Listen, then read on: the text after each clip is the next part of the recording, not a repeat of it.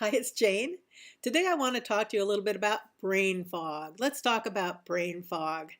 The older we get, the more times you're going to find yourself walking into a room and forgetting why you went in there. And it's not that everybody doesn't do that sometimes. Everybody does, because this is not just for older people, as you'll find out when I start talking about the causes of it, but it does happen to us more often. Come on, it does. So one of the things is that's a cause of it is sugar and high fructose corn syrup. Because when you consume those, it puts your body on a glucose roller coaster. And when you're down at the bottom of that, that is when you're going to get the mood swings and the irritability and the lack of mental clarity. You're going to get tired and maybe have a hard time making decisions. So avoiding sugar and high fructose corn syrup, good things to do. Another thing is, and you've probably been hearing a lot about this, that the low-fat diet fads are a big bust. They did not work because we've been trying them for like what, 30, 40 years, and it hasn't worked.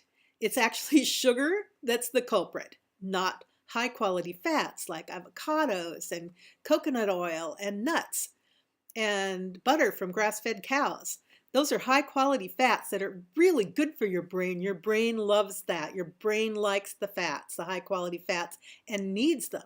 So that's going to help with your brain fog too. Another thing is food allergies. So if you have food allergies or food sensitivities, there's a lot, the major culprits are wheat, gluten, you hear a lot about gluten, and corn and soy. And then there's dairy, and eggs and shellfish and peanuts and tree nuts. Those are the main ones. I mean, you could be allergic to anything or sensitive. I'm sensitive to asparagus. I'm very sad about that, but it causes me problems. And everybody's got something, and you don't really know unless you avoid them for a while. So you don't have to go to a naturopath and get tested for food allergies. All you got to do is quit eating them for a little while, see if you feel better. And if you have a sensitivity to something like gluten and you avoid it for 3 weeks, you're going to know when you start eating it again, you're going to feel the effects. A lot of us, blah, blah, blah, la-di-da-di-da, I don't want to know. Don't want to know that I can't eat gluten. And so you go along there and you don't even realize that day by day you're feeling worse and worse and worse because it's such a gradual thing. You don't even notice it till you stop. When you stop and you feel better, then you realize, why was I doing that all that time? And then if you add it back in again, then you're going to feel it. And it's not that it makes it, it feels like a punishment, right? Like I quit eating gluten, I should be better when I eat it again. No, you're going to just notice it more. You're going to be more in tune with your body. So another thing that is bad is food additives, especially things like MSG and artificial sweeteners.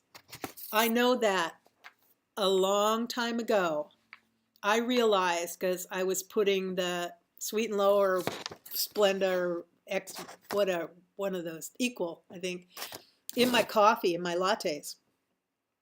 And I could actually, it started so I could tell I had pain when I did that. So I quit doing that, and yeah, it made a difference. So I'm not talking about things like stevia. Stevia is good. It's a natural product. It's a plant. I bought a stevia plant because I could. And it didn't really taste all that sweet with the leaves. They have to process it in order for it to do that. They have to grind it up. But also xylitol I think is okay, and erythritol is okay so far. So you can do those things, but just avoid the aspartame and those kind of stuff. And there's alternatives out there for you. You can do it. A caffeine withdrawal can also cause brain fog. But that would mean you would have to have been a big coffee drinker and quit drinking coffee. So that's pretty obvious. Dehydration, though, it only takes 2% dehydration to start affecting your brain and cause brain fog. So the rule of thumb is if you weigh 120 pounds, I wish, then you should drink 60 ounces of water. So if you weigh 200 pounds, you need to drink 100 ounces of water.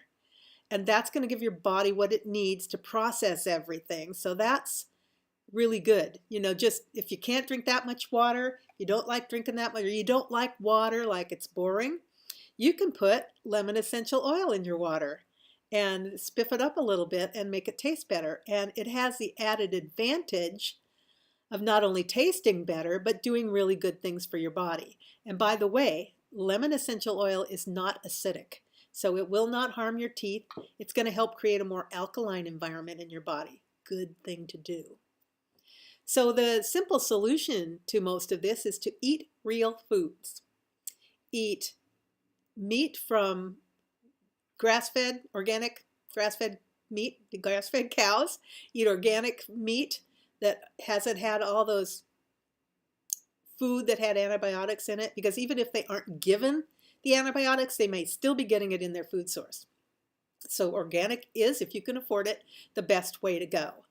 So processed foods to stay away from, because that's where you can find the majority of the chemicals and the added sugars and the added salt.